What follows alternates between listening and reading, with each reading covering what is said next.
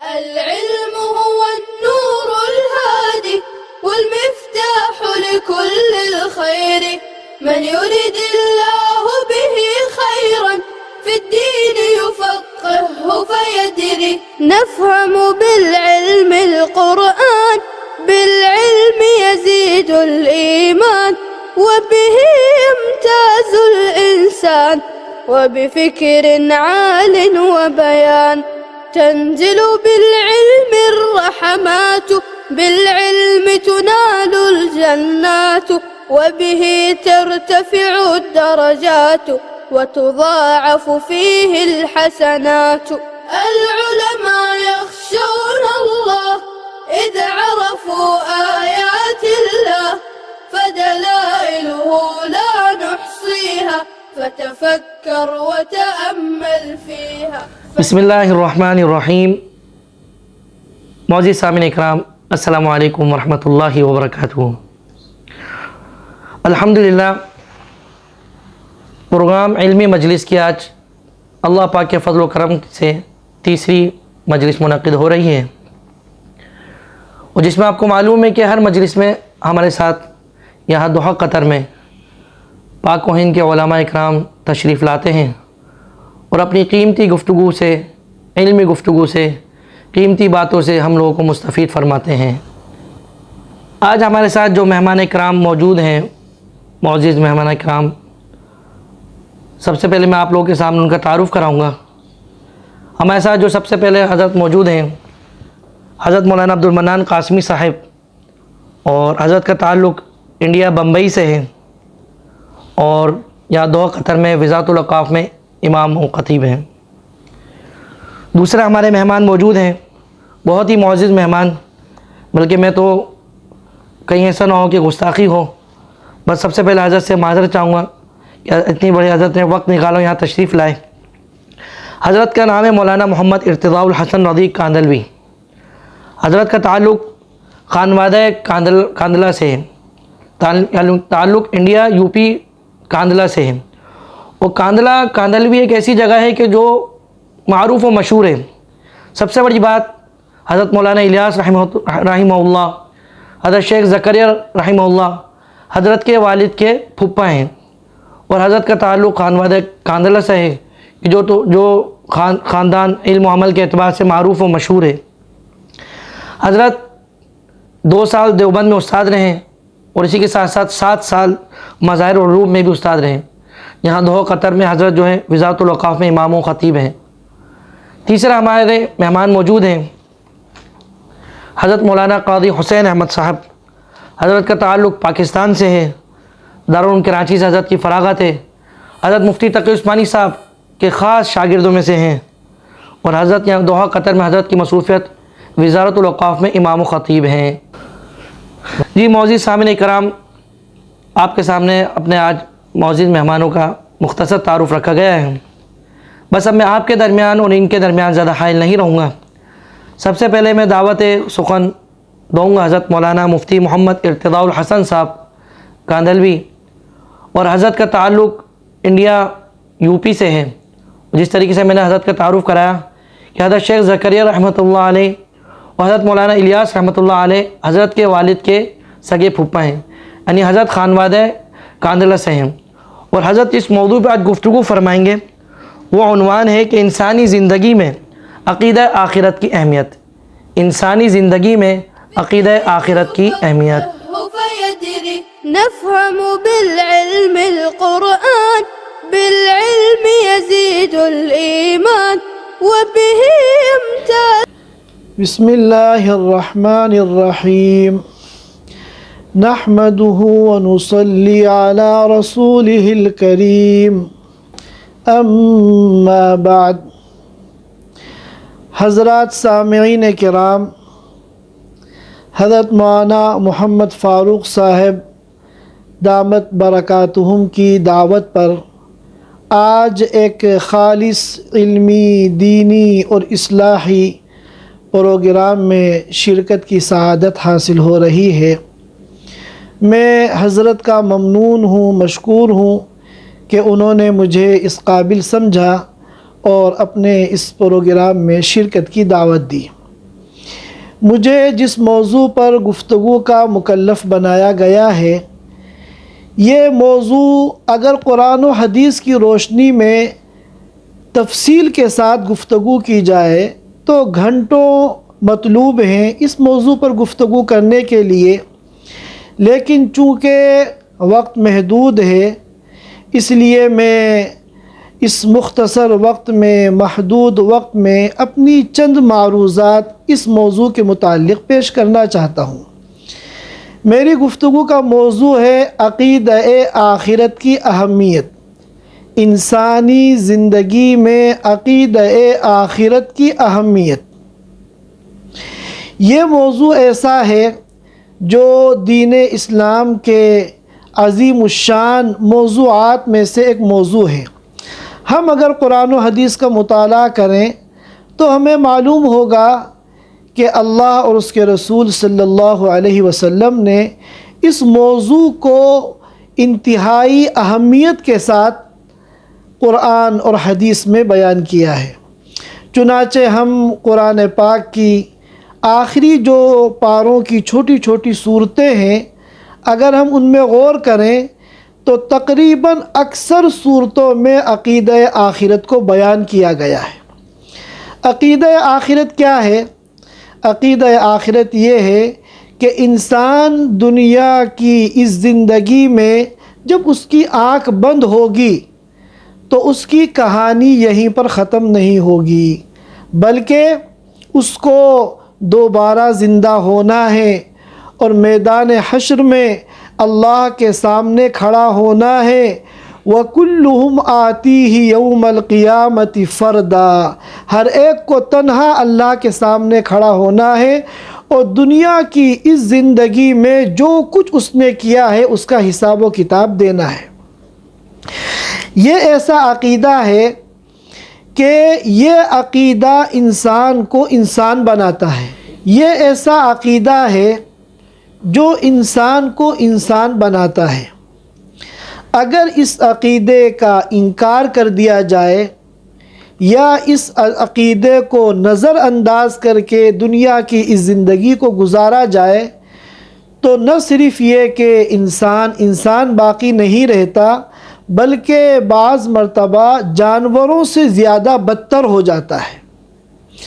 آج کل پوری دنیا کا اگر ہم جائزہ لیں تو ہر جگہ جرائم اور ظلم اور زیادتی اور حق تلفیاں بڑھ رہی ہیں، اور اس سلسلے میں دنیا کے بڑے بڑے ملک بڑے بڑے سیمینار کرتے ہیں اور تجزیہ نگار مبصرین ان پروگراموں میں، ان سیمیناروں میں شرکت کرتے ہیں اور پھر وہ لوگ اپنی اپنی رائے کا اظہار کرتے ہیں۔ کوئی یہ کہتا ہے کہ پوری دنیا میں جو جرائم کی شرح بڑھ رہی ہے اس کی بنیادی وجہ اور اس کا بنیادی جو سبب ہے وہ تعلیم کی کمی ہے یا تعلیم کا فقدان ہے، تو وہ اس کی بنیاد ایجوکیشن کی کمی کو قرار دیتے ہیں۔ بہت سے لوگوں کی رائے یہ ہے کہ پوری دنیا کے اندر جو جرائم بڑھ رہے ہیں، ظلم و زیادتی بڑھ رہی ہے، اس کی بنیادی جو وجہ ہے وہ غربت ہے۔ چنانچہ عام طور پر یہ دو اسباب جرائم کے بیان کیے جاتے ہیں کہ جہاں تعلیم کی کمی ہوتی ہے، تعلیم کا فقدان ہوتا ہے، جہالت زیادہ ہوتی ہے تو وہاں جرائم پنپتے ہیں۔ اور بہت سے لوگوں کی رائے یہ ہے کہ جہاں غربت ہوتی ہے، انسان غریب ہوتا ہے، فقیر ہوتا ہے، اس کی ضروریات پوری نہیں ہوتی تو پھر وہ جرائم کی دنیا میں قدم رکھتا ہے اور اس طرح جرائم بڑھتے ہیں۔ لیکن ہم جب غور کرتے ہیں اور اس کی تحقیق کرتے ہیں تو معلوم ہوتا ہے کہ یہ دونوں باتیں غلط ہیں۔ اگر یہ بات صحیح ہوتی کہ تعلیم کی کمی سے جرائم پیدا ہوتے ہیں تو دنیا کے وہ ممالک جہاں تعلیم کی شرح 100% ہے، جہاں پیدا ہونے کے بعد ہر بچے پر تعلیم لازم ہے، وہاں پر جرائم نہیں ہونے چاہیے یا کم ہونے چاہیے، لیکن ہم دیکھتے ہیں کہ ان ملکوں میں بھی جہاں تعلیم کی شرح 100% ہے وہاں بھی جرائم کم نہیں ہیں۔ وہ الگ بات ہے، غریبوں کا جرم کرنے کا اور گناہوں کا اسٹائل الگ ہے اور ان امیروں کا الگ ہے۔ اسی کو عامر عثمانی مرحوم نے کہا تھا، کمال علم و ہنر نے عامر بنا دیا رات کو سویرا، گناہ اتنا حسین کب تھا کمال علم و ہنر سے پہلے۔ اسی طرح جب ہم دوسری رائے کا جائزہ لیتے ہیں تو معلوم ہوتا ہے کہ جتنے ترقی یافتہ ممالک ہیں، خوشحال ممالک ہیں، وہاں جرائم غریب ملکوں سے زیادہ ہیں۔ معلوم ہوا کہ اگر غربت وجہ ہوتی جرائم کی تو جو ترقی یافتہ اور خوشحال ممالک ہیں وہاں جرائم کی شرح 0 ہونی چاہیے، لیکن وہاں جو جرائم ہیں وہ غریب ملکوں سے زیادہ ہوتے ہیں۔ حقیقت یہ ہے کہ جرائم کی، گناہوں کی، معاصی کی جو بنیادی وجہ ہے وہ عقیدہ آخرت کا انکار ہے۔ جب انسان عقیدہ آخرت کا انکار کرتا ہے یا عقیدہ آخرت کو تو مانتا ہے، جب ایمان کے ارکان کو پڑھتا ہے تو والیوم الآخری پر بھی اپنے ایمان کا اظہار کرتا ہے، لیکن جب وہ عملی زندگی میں آتا ہے تو وہ عقیدہ آخرت کو نظر انداز کر کے زندگی گزارتا ہے۔ لیکن اگر انسان عقیدہ آخرت کو سامنے رکھ کر زندگی گزارے اور ہر عمل کے وقت وہ یہ سوچے کہ کل اللہ کے سامنے مجھے کھڑے ہو کر اپنے اس عمل کا حساب دینا ہے، تو کبھی بھی وہ جرائم کی دنیا میں قدم نہیں رکھے گا۔ یہی وجہ ہے کہ دنیا کے بڑے بڑے تعلیم یافتہ اور بڑے بڑے دولت مند بڑے بڑے جرم کرتے ہیں، آئے دن ہمارے سامنے ان کی خبریں آتی ہیں، اور گاؤں دیہات میں رہنے والا ایک سیدھا سادہ مسلمان جس کے پاس تعلیم کے اعتبار سے کوئی ڈگری بھی نہیں ہے اور جس کے پاس کوئی مال و دولت بھی نہیں ہے، وہ انتہائی اعلیٰ کردار کی صاف ستھری زندگی گزارتا ہے۔ میں ان دونوں چیزوں کا ایک مثال دے کر تقابل کرنا چاہتا ہوں۔ اب سے 100 سال پہلے امریکہ میں اور یورپ میں شراب پر پابندی لگا دی گئی۔ جب یہ دیکھا گیا کہ شراب پینے کی وجہ سے لوگ جرائم کر رہے ہیں اور ظلم و زیادتی کر رہے ہیں، تو انہوں نے تھک ہار کر ساری کوششیں کی کہ کنٹرول کیا جائے، مگر جب ساری کوششیں ناکام ہو گئیں تو انہوں نے یہ فیصلہ کیا کہ شراب پر پابندی لگائیں گے۔ چنانچہ جب انہوں نے شراب پر پابندی لگائی تو حکومت کے پابندی لگانے کی وجہ سے کسی ایک شرابی نے بھی شراب کو نہیں چھوڑا۔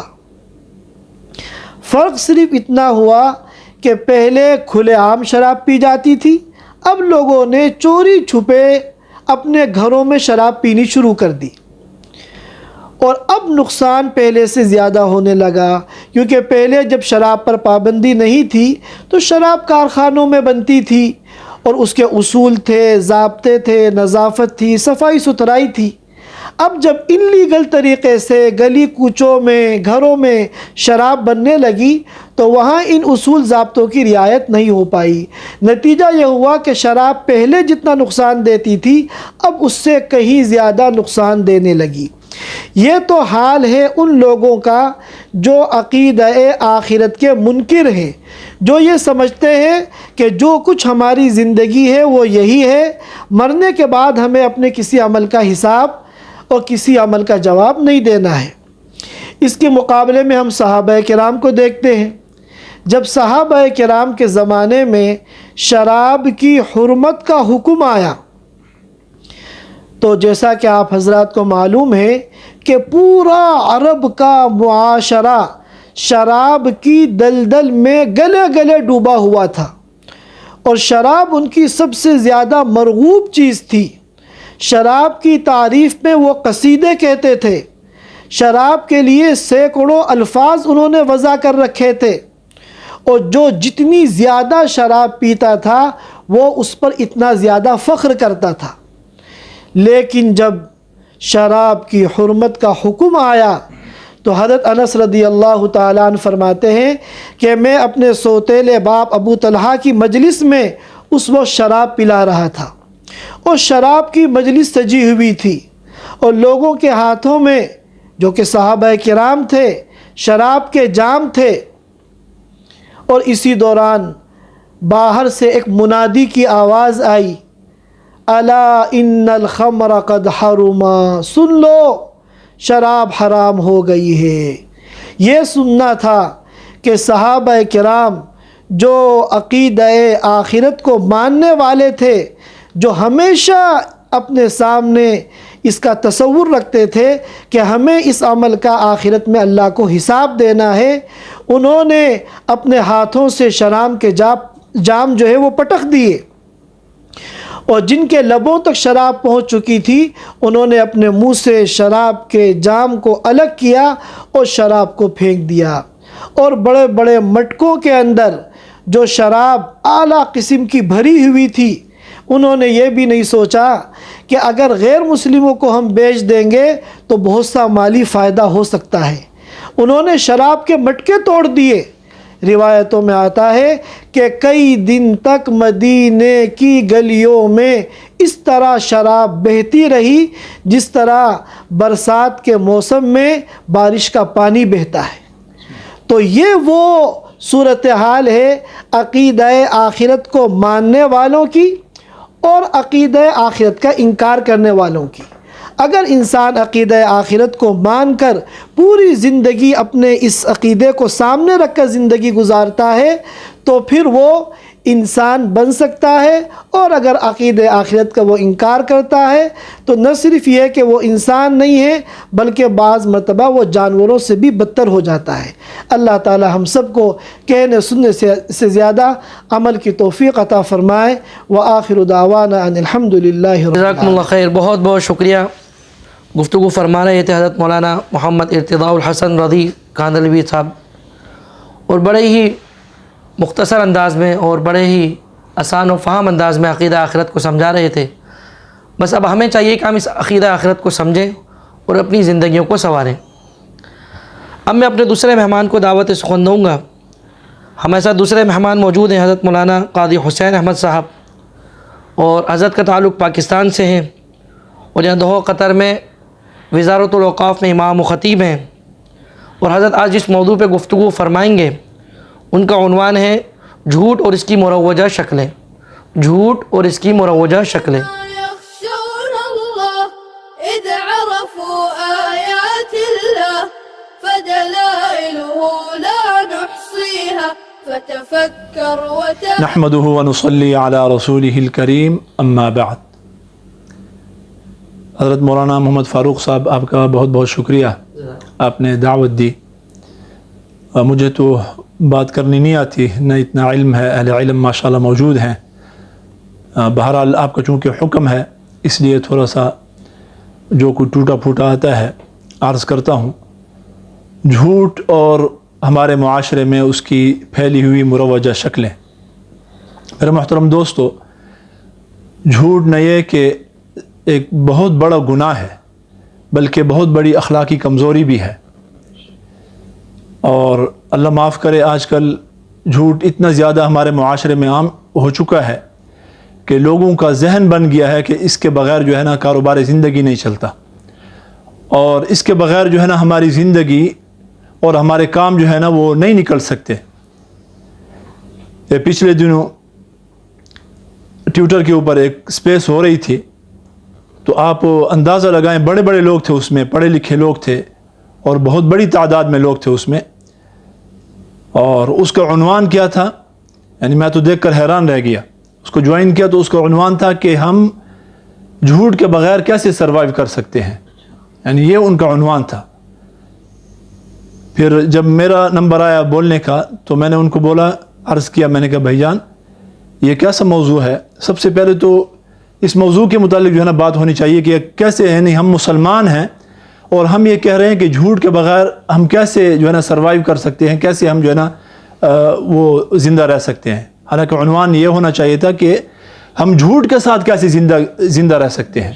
اس لیے کہ آپ صلی اللہ علیہ وسلم نے صاف فرما دیا کہ ان الصدق ینجی والکذب یہلک، کہ جو سچ ہے وہ نجات دیتا ہے، اس سے ہم نجات پائیں گے، جھوٹ سے نجات نہیں پائیں گے، بلکہ جھوٹ تو ہمیں ہلاک کر کے رکھ دے گا. تو میرے محترم دوستو، اور پھر یہ کہ نبی کریم صلی اللہ علیہ وسلم کے پاکیزہ دور میں آپ صلی اللہ علیہ وسلم کی صحبت جن حضرات کو میسر تھی، ایسے بہترین دور میں جس کو خیر القرون اور بہترین دور فرمایا گیا ہے، اس دور میں منافقین موجود تھے. تو اب جو دور ہے، گیا گزرا دور ہے، اور اتنا آپ صلی اللہ علیہ وسلم کے فرمان کے مطابق فتنوں کا دور ہے، تو اس میں جو ہے نا منافقین کیسے موجود نہیں ہوں گے، اور کتنی بڑی تعداد میں ہوں گے، اور جو صحیح مسلمان ہیں ان کو ڈھونڈنا جو ہے نا وہ کتنا مشکل ہے. تو میرے محترم دوستو، آپ صلی اللہ علیہ وسلم نے منافقین کی جو نشانیاں بتلائی ہیں، ہم یہ تو کسی کو نہیں کہہ سکتے کہ فلاں منافق ہے اور فلاں جو ہے مؤمن ہے، البتہ آپ صلی اللہ علیہ وسلم نے کچھ نشانیاں بتلائی ہیں کہ اگر ہم ان نشانیوں کو دیکھیں تو ان میں ایک نشانی یہ بھی ہے کہ جھوٹ جو ہے نا وہ انسان جھوٹ بولتا ہے، جو منافق انسان ہوتا ہے. آپ صلی اللہ علیہ وسلم کا ارشاد ہے، حضرت عبداللہ بن عمرو بن العاص رضی اللہ تعالیٰ عنہ کی حدیث ہے، فرمایا کہ اربع من کن فیہ کان منافقا خالصا. اگر 4 علامتیں ہیں، اگر یہ 4 علامتیں کسی کے اندر پائی جاتی ہیں تو وہ پکا اور ٹھکا منافق ہے.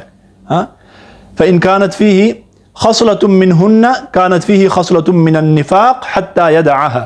اور اگر ان میں سے کوئی ایک نشانی پائی جاتی ہے تو ہم کہیں گے کہ اس کے اندر نفاق کی ایک نشانی پائی جا رہی ہے، یہاں تک کہ وہ اس نشانی کو اور اس چیز کو، اس کام کو جو ہے نا وہ چھوڑ دے. وہ 4 نشانیاں کون سی ہیں؟ فرمایا اذا اؤتمن خان، کہ جب اس کے پاس امانت رکھی جاتی ہے یا کوئی ذمہ داری اسے سپرد کی جاتی ہے تو اس کے اندر وہ خیانت کرتا ہے. وَإِذَا حَدَّثَ كَذَبَ، اور جب بات کرتا ہے تو جھوٹ بولتا ہے.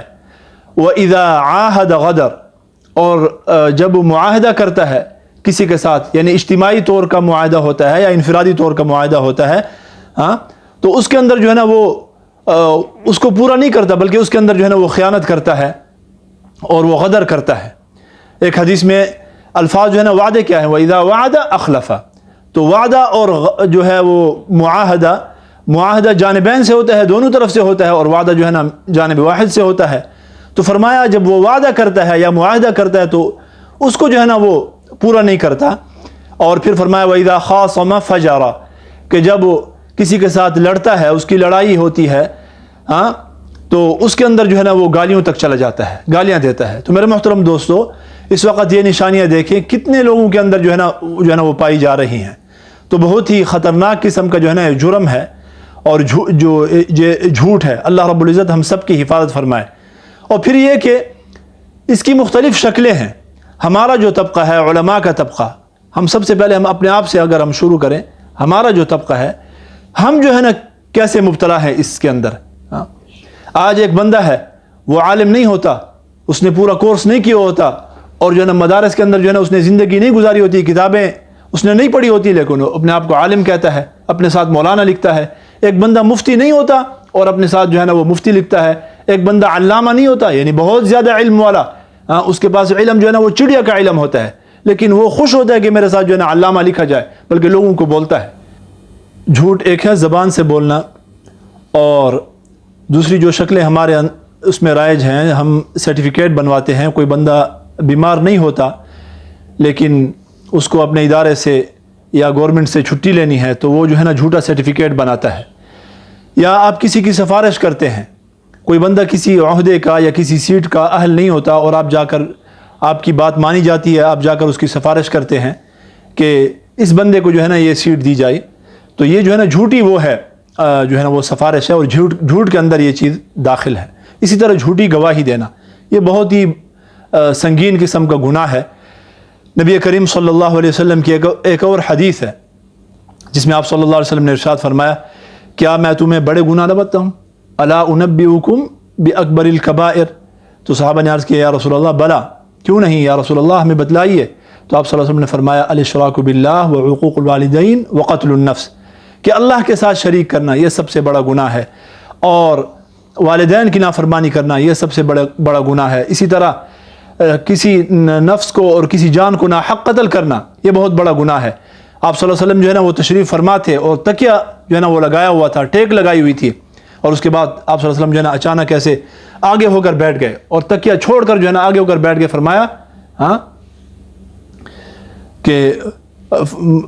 فرمایا وقول الزور و شہادت الزور، کہ اس اور جو ہے نا چوتھا جو ہے نا بڑا گناہ، اور اس کی اہمیت کو بتلانے کے لیے جو ہے نا وہ تکیہ بھی چھوڑ دیا، فرمایا کہ جھوٹی بات کرنا اور جھوٹی گواہی دینا۔ تو میرے محترم دوستو، اللہ رب العزت ہمیں ہماری اس سے حفاظت فرمائے۔ بہت ہی خطرناک جو ہے نا وہ کمزوری ہے، اور پھر یہ ہے کہ جن لوگوں نے اس چیز سے اپنے آپ کو دور رکھا ہے، جن قوموں نے ان چیزوں کے اوپر عمل کیا ہے، آج ہم دیکھتے ہیں کہ دنیا میں ان کی کتنی زیادہ جو ہے نا وہ ترقی ہے، دنیاوی طور پر کتنے آگے جا چکے ہیں۔ ہم مسلمان ہیں لیکن ہمیں شرم آتی ہے کہ نبی کریم صلی اللہ علیہ وسلم سب کچھ بتلا کر گئے ہیں، لیکن ہم دعوت تو سب سے بڑا کرتے ہیں، لیکن ان چیزوں کے اوپر ہمارا عمل نہیں ہے۔ اللہ تعالی ہمارے حال کے اوپر رحم فرمائے۔ وآخر دعوانا ان الحمدللہ رب جزاکم اللہ خیر، بہت بہت شکریہ۔ گفتگو فرما رہے تھے حضرت مولانا قاضی حسین احمد صاحب، اور حضرت جھوٹ اور اس کی مروجہ شکلیں فرما رہے تھے۔ بس اللہ پاک ہمیں ان کی گفتگو کو سمجھنے کی توفیق عطا فرمائے اور عمل کی توفیق عطا فرمائے۔ ہمارے تیسرے اور آخری دل عزیز حضرت مولانا عبد المنان قاسمی صاحب، حضرت کا تعلق انڈیا بمبئی سے ہے، اور یہاں دوحہ قطر میں حضرت کی مصروفیت امام و خطیب میں وزارت الاوقاف میں، تو میں دعوت سخن دوں گا حضرت گفتگو فرمائیں اور اپنی علمی گفتگو سے ہم کو مستفید فرمائیں۔ حضرت کا عنوان ہے تعلیم کی اہمیت۔ تعلیم کی اہمیت۔ تحوي أبراجا والشمس سراجا وهاجا وسحائب ترسل مدرارا أمطارا بسم الله الرحمن الرحيم. الحمد لله وكفى وسلام على عباده الذين اصطفى، أما بعد. أعوذ بالله من الشيطان الرجيم. بسم الله الرحمن الرحيم. اقرأ باسم ربك الذي خلق. صدق الله العظيم. وقال النبي صلى الله عليه وسلم: طلب العلم فريضة على كل مسلم. اللہ سے کرے دور وہ تعلیم بھی فتنہ، اللہ سے کرے دور وہ تعلیم بھی فتنہ، املاک بھی اولاد بھی جاگیر بھی فتنہ، ناحق کے لیے اٹھے تو شمشیر بھی فتنہ، شمشیر ہی کیا نعرہ تکبیر بھی فتنہ۔ معزز سامعین کرام، یہ علمی مجلس میں آنے کا موقع ملا، اور میں شکر گزار ہوں مولانا فاروق صاحب کا کہ انہوں نے مجھ ناکارہ کو دعوت دی، اور یہ ایک اہم موضوع جو ہے مجھے عطا فرمایا گیا ہے۔ قرآن پاک کی آیت پڑھی، اقرأ بسم ربک الذی خلق۔ آپ دیکھیے کہ زمانے جاہلیت میں آپ صلی اللہ علیہ وسلم کے دور میں جس وقت شراب نوشی عام تھی اور خرافات، چوری، ڈکیتی، لڑکیوں کو زندہ درگور کرنا، یعنی تمام برائیاں عام تھیں، ایسے وقت میں قرآن نازل ہوا، اور اس کا جو پہلا ورڈ اور پہلا کلمہ ہے وہ ہے اقرأ، پڑھو۔ اس سے پتہ چلا کہ معاشرتی جو برائیاں ہیں وہ تعلیم کے ذریعے سے اس کا سد باب ہو سکتا ہے، تعلیم کے ذریعے سے ہی ممکن ہے۔ چنانچہ اللہ کے نبی نے فرمایا طلب العلم فریضہ، کہ علم کا طلب کرنا ہر مسلمان مرد عورت پر فرض ہے۔ عالم اور فاضل بننا ضروری نہیں ہے، اس کا یہ مطلب نہیں، لیکن انسانی زندگی گزارنے کے لیے اور مسلمانی طرز پر یعنی زندگی گزارنے کے لیے انسان کو اتنا علم بقدر ضرورت سیکھنا ضروری ہے۔ چنانچہ کسی بڑوں نے اور بزرگوں نے کہا ہے کہ جس زمین پر بارش نہیں ہوتی تو وہاں کی فصلیں تباہ ہو جاتی ہیں، اور جن بستیوں میں دین کا علم نہیں ہوتا ہے وہاں کی نسلیں تباہ ہو جاتی ہیں۔ کسی نے کسی عالم سے پوچھا کہ جس قوم کی مذہبی کتاب کا سب سے پہلا ورڈ اقرا یعنی ریڈ ہے، وہ قوم دنیا میں علم کے اعتبار سے سب سے پیچھے کیوں ہے؟ اتنی پیچھے کیوں ہے؟ یہ سوال کیا اس نے، اور اس کا جواب ابھی تک جو ہے نہیں، کہ مسلمان اتنی پیچھے کیوں ہے جبکہ اس کے مذہبی کتاب میں سب سے پہلا ورڈ اقرا ہے۔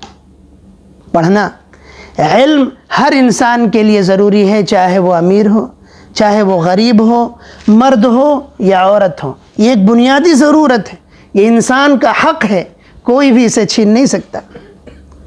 معاشرے میں جو لوگ تعلیم حاصل کرتے ہیں، چاہے وہ دینی ہو چاہے دنیاوی ہو، ان کا ایک الگ مقام ہے، ان کی ایک الگ حیثیت ہے۔ اللہ کے نبی نے فرمایا لیکن دینی اور دنیاوی میں دینی تعلیم کی اہمیت زیادہ ہے۔ اسلام نے دنیاوی تعلیم سیکھنے سے منع نہیں کیا، آپ خوب سکھائیں، لیکن دینی تعلیم کی اہمیت ہے۔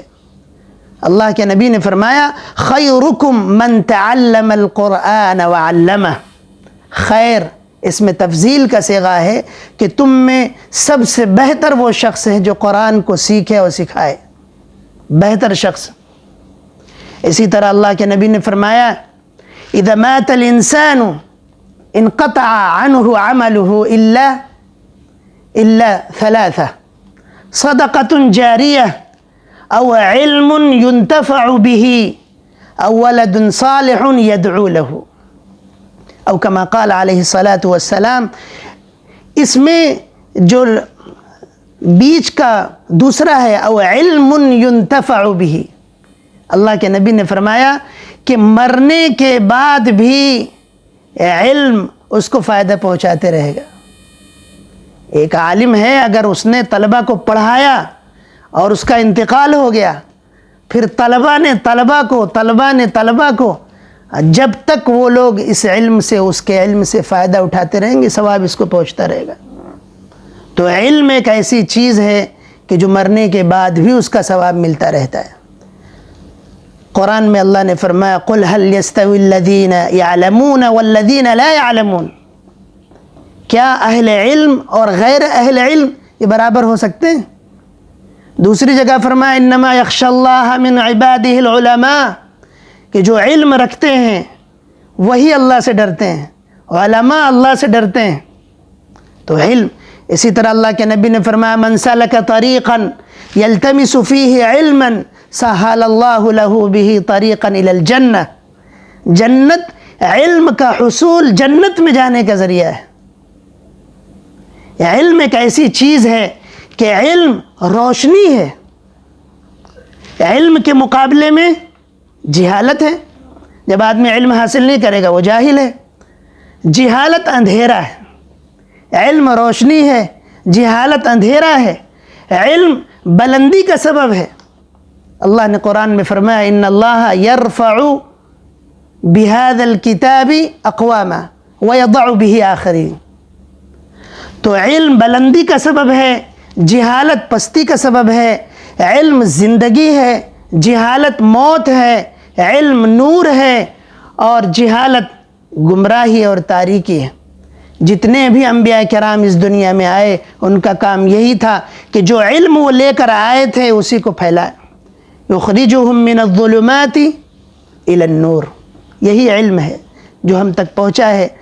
میں اپنی اس بات کو اکبر الہ آبادی کے شعر کے ساتھ پوری کرتا ہوں کہ تم شوق سے کالج میں پڑھو، تم شوق سے کالج میں پڑھو، پارک میں کھیلو، جائز ہے غباروں میں اڑو، چرخ پہ جھولو، پر ایک سخن مندے عاجز کی رہے یاد، اللہ کو اور اپنی حقیقت کو نہ بھولو۔ کوئی بھی علم دنیاوی ہو چاہے دینی ہو حاصل کرو. ڈاکٹر بناؤ اپنے بچوں کو لیکن متقی ڈاکٹر بناؤ. انجینئر بناؤ متقی انجینئر بناؤ. اور اپنی حقیقت کو پہچانو اور اپنے رب کو پہچانو. میں اپنی بات کو ختم کرتا ہوں. آخر دعوانا الحمدللہ. جزاکم اللہ خیر. بہت بہت شکریہ. گفتگو فرما رہے تھے حضرت مولانا عبد المنان قاسمی صاحب، وہ بہت ہی عمدہ اور بہت ہی آسان و فہم انداز سے سمجھا رہے تھے تعلیم کی اہمیت. اللہ پاک ہمیں سمجھ بوجھ نصیب فرمائے. بس اب اسی کے ساتھ آج کی علمی مجلس کا اختتام کرتے ہیں. سب سے پہلے تو میں اپنے معزز مہمان کا انتہائی شکر گزار ہوں، ممنون و مشکور ہوں کہ حضرات اپنے قیمتی وقت میں سے وقت نکال کر یہاں تشریف لائے اور آپ حضرات کے سامنے انہوں نے اپنی گفتگو رکھی. اور آپ لوگوں سے درخواست کرتا ہوں کہ ان کی گفتگو کو سنیے، سمجھیے اور عمل کیجیے. اللہ پاک آپ سب کا، ہم سب کا حامی و ناصر ہو. آپ کی ہماری سب کی پریشانی اور دنیاوی حاجت کو پورا فرمائے اور دین پر چلنے کی توفیق عطا فرمائے. اسی کے ساتھ اجازت دیجیے گا. دعاؤں میں یاد رکھیے گا. السلام علیکم ورحمۃ اللہ وبرکاتہ. رب وعلمنا ومن العلم النافع زدنا